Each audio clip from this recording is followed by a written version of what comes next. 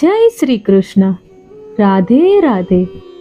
મારી યુટ્યુબ ચેનલમાં તમારું હાર્દિક સ્વાગત છે. પ્રિય મિત્રો, આવો આપણે ભગવાન શ્રી કૃષ્ણને પ્રાર્થના કરીએ કે જે કોઈ આ દિવ્ય સુવિચારોને આજે અંત સુધી શ્રદ્ધાપૂર્વક સાંભળશે તેની બધી જ મનોકામના પૂર્ણ થાય, તેના દુઃખ દર્દ દૂર થાય અને જે ભક્ત આ વિડીયોને લાઈક કરશે અને ચેનલને સબસ્ક્રાઇબ કરશે તેના જીવનમાં અખંડ આનંદ અને સુખની વર્ષા થાય. તો ચાલો મિત્રો, વિલંબ કર્યા વિના ભગવદ્ ગીતાના પવિત્ર સંદેશનો શ્રવણ કરીએ.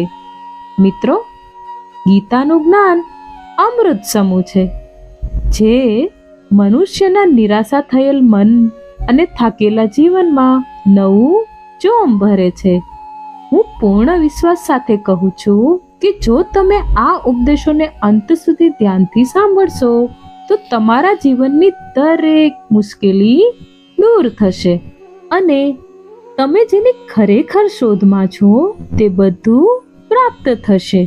તેથી આ ઉપદેશોને અંતિમ ક્ષણ સુધી ધ્યાનથી સાંભળો અને કોઈ પણ વિચારને ચૂકશો નહીં.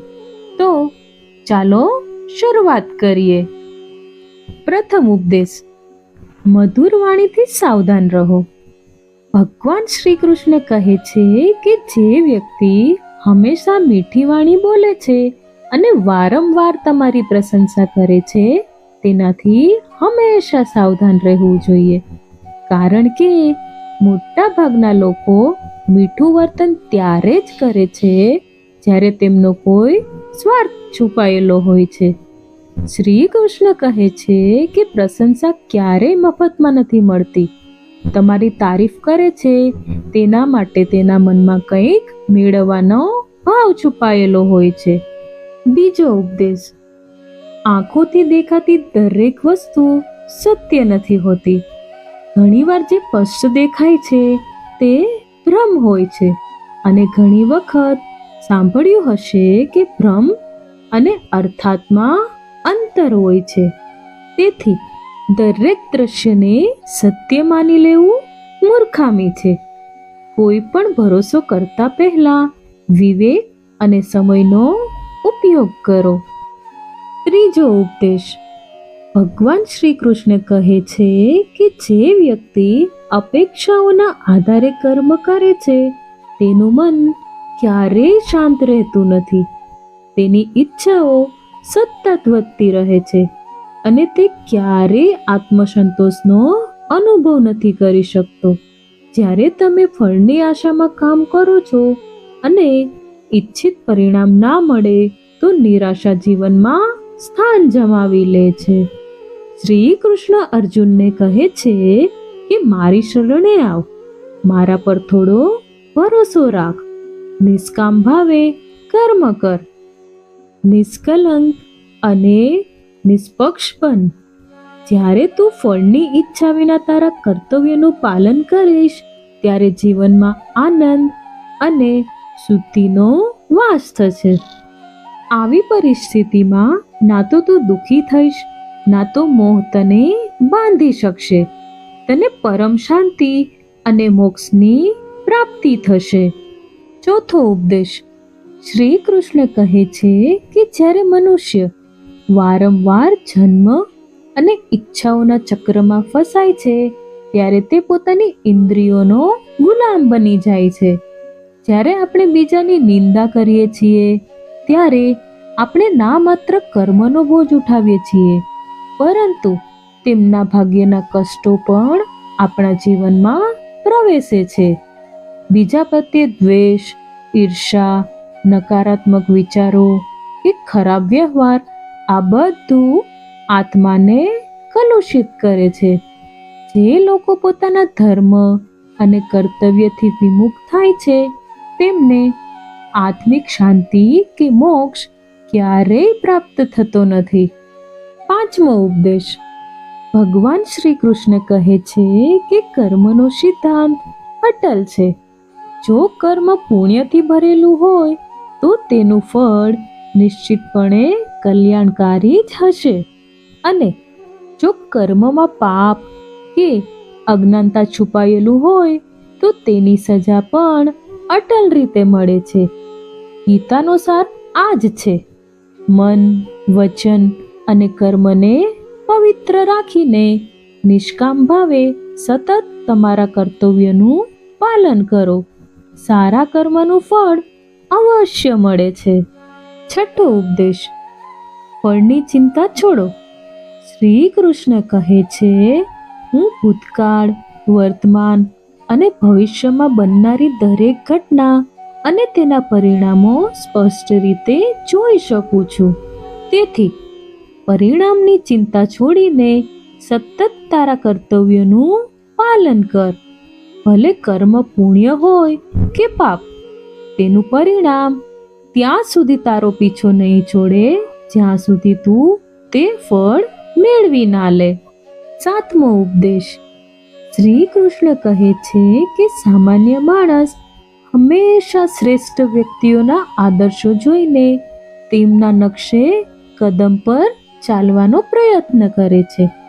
તમે જે રીતે સંસારને તમારી દ્રષ્ટિથી આકાર આપો છો તે જ રીતે સંસાર તમને પાછા ખેંચે છે. આઠમો ઉપદેશ, વાસનાનો ગુલામ ના બનો. ભગવાન શ્રી કૃષ્ણ કહે છે કે જ્યારે મન વાસનાનો ગુલામ બની જાય છે ત્યારે તે દુષ્ટ વૃત્તિઓ, હાનિકારક આચરણ અને ફક્ત બાહ્ય આકર્ષણ તરફ ખેંચાય છે. જેમ એક ઝાકળ દિવાળાની ચમક ઘેરા અંધકારને સ્પર્શે છે, તેમ જો તું તારા મનના અંધકાર ભર્યા ખૂણાઓમાં સકારાત્મક વિચારોની જ્યોત રોકાવીશ તો જ્ઞાનનો પ્રકાશ આપોઆપ અજ્ઞાનનો નાશ કરશે. નવમો ઉપદેશ, આંતરિક શક્તિ શોધો. આપણો આધાર બાહ્ય વસ્તુઓ પર ન રાખી તેને પોતાની અંદર શોધો. બીજાઓમાં આશ્રય શોધવાની પ્રકૃતિ મનને સૌથી મોટી નબળાઈ બનાવે છે. જે વ્યક્તિ માને છે કે બીજાને આધારે જ તેનો ઉદ્ધાર થશે તે મુશ્કેલીઓના સમયે સૌથી વધુ એકલતા અને પીડાનો અનુભવ કરે છે. ફક્ત પરમાત્માને જ તમારો અટલ આધાર બનાવો, કારણ કે જ્યારે પણ મુશ્કેલી આવે છે ત્યારે કોઈને કોઈ રૂપે પરમાત્મા જ તમારી મદદ કરે છે. દુનિયાને આધાર માનવું વ્યર્થ છે, કારણ કે જે પોતે જ આશ્રય માંગે છે તે તમારો આધાર કેવી રીતે બની શકે? દસમો ઉપદેશ, ભગવાન શ્રી કૃષ્ણ કહે છે કે ક્રોધ મનુષ્યના જીવનનો સહાર છે. ક્રોધમાં ઉશ્કેરાયેલા વ્યક્તિનો કોઈ મિત્ર ટકતો નથી. તેના બધા જ સંબંધીઓ વિખરાઈ જાય છે. જે વ્યક્તિ પોતાનો ક્રોધ નિયંત્રણ નથી કરી શકતો તે જીવનમાં કોઈ કાર્યને સફળતાપૂર્વક નથી કરી શકતો. 11મો ઉપદેશ, શ્રી કૃષ્ણ કહે છે કે જો તું પૂર્ણ શ્રદ્ધા, વિશ્વાસ અને આસ્થા સાથે પરમાત્માનું સ્મરણ કરે છે તો તે કોઈ ના કોઈ રૂપે પ્રગટ થઈને તારી મદદ અવશ્ય કરે છે. એ પણ યાદ રાખો કે તે કરેલી ભલાઈ નું અહેસાન જતાવવું એ નિરર્થક છે અને તેનાથી મળેલું યશ પણ વ્યર્થ જાય છે. વાસ્તવમાં મદદ કરનાર તો પરમાત્મા જ છે અને આપણે તો તેના દૂત છીએ. 12મો ઉપદેશ, શ્રી કૃષ્ણ કહે છે જો તું ક્રોધમાં આવીને પ્રતિક્રિયા આપે છે તો તે સ્પષ્ટ સંકેત છે કે તારો પરમાત્માના કર્મના સિદ્ધાંતો પર પૂર્ણ વિશ્વાસ નથી. તારા મનમાં ક્યારેય સંદેહ ઊભો થવા ન દેતો, કારણ કે સંદેહ જ ભ્રમના વિશાળ પહાડ ઊભા કરે છે જે જીવનનું સુખ જોઈ લે છે. જો કોઈ તેને દુઃખ આપે તો સમય અને કર્મ આપોઆપ તેનો હિસાબ લેશે. 13મો ઉપદેશ, શ્રી કૃષ્ણ કહે છે કે સ્વાર્થ અને અપેક્ષાઓથી ઉપર ઉઠીને પરોપકારના માર્ગે ચાલો. અને ચિંતાને બદલે ચિંતન કરો, કારણ કે જો મન અનિયંત્રિત થઈ જાય તો તે તારો સૌથી મોટો દુશ્મન બની શકે છે, વિનાશના માર્ગે લઈ જઈ શકે છે. જ્ઞાનને હંમેશા બુદ્ધિ અને વિવેકથી ઉચ્ચ ગણી તેને પ્રાપ્ત કરો અને વહેંચો, જેથી સમાજમાં સકારાત્મક પરિવર્તન શક્ય બને. 14મો ઉપદેશ. શ્રી કૃષ્ણ કહે છે કે કોઈ એકની સતત મદદ કરવા કરતા એવા લોકોને પ્રોત્સાહન આપો કે જેઓ સક્ષમ બની શકે. જે વ્યક્તિ ફક્ત પરિણામની આશાથી પ્રેરાઈને કર્મ ન કરે, તે પોતાના જ કર્મોથી શાખાઓમાં બંધાય. કોઈ પણ મનુષ્ય જન્મથી મહાન નથી હોતો, પરંતુ તેના કર્મો જ તેને મહાન બનાવે છે. 15મો ઉપદેશ. ભગવાન શ્રી કૃષ્ણ કહે છે કે આ સંસાર તને જેવો લાગે છે તેવું જ તું જો. તારા મનમાંથી ભેદભાવના બધા બંધન દૂર કર. ન તો કોઈ સારું છે, ન તો કોઈ ખરાબ છે, બધા જ સમાન છે. જ્યારે કોઈ વ્યક્તિ નિષ્કામ ભાવે કાર્ય કરે છે અને ફળની ઈચ્છા છોડી દે છે, ત્યારે જ તેનું જીવન સાચા સુખ અને સંતોષ તરફ આગળ વધે છે. 16મો ઉપદેશ. શ્રી કૃષ્ણ કહે છે, જ્યાં સુધી ઇન્દ્રિયો તારા વશમાં છે ત્યાં સુધી કોઈ પણ પીડા તને હલાવી નહીં શકે.